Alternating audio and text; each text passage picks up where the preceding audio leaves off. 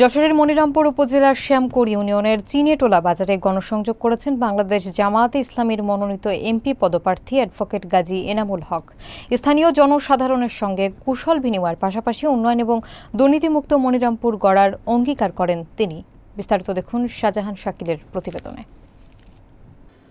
বৃহস্পতিবার বিকেলে শ্যামকোর ইউনিয়নের চিনেটোলা বাজারে অনুষ্ঠিত গণসংযোগে অংশ নেন জামায়াতের মনোনীত এমপি প্রার্থী অ্যাডভোকেট গাজী এনামুল হক। এ সময় তিনি ব্যবসায়ী ও সাধারণ মানুষের সঙ্গে মতবিনিময় করেন।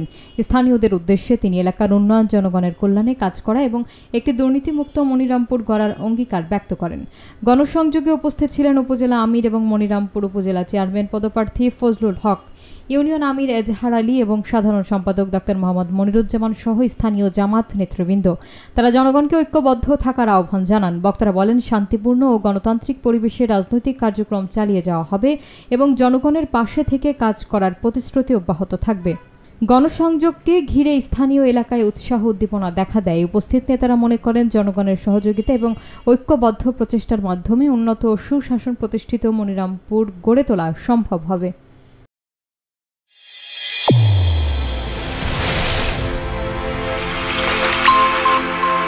চ্যানেল A1 হৃদয়ের স্পন্দন।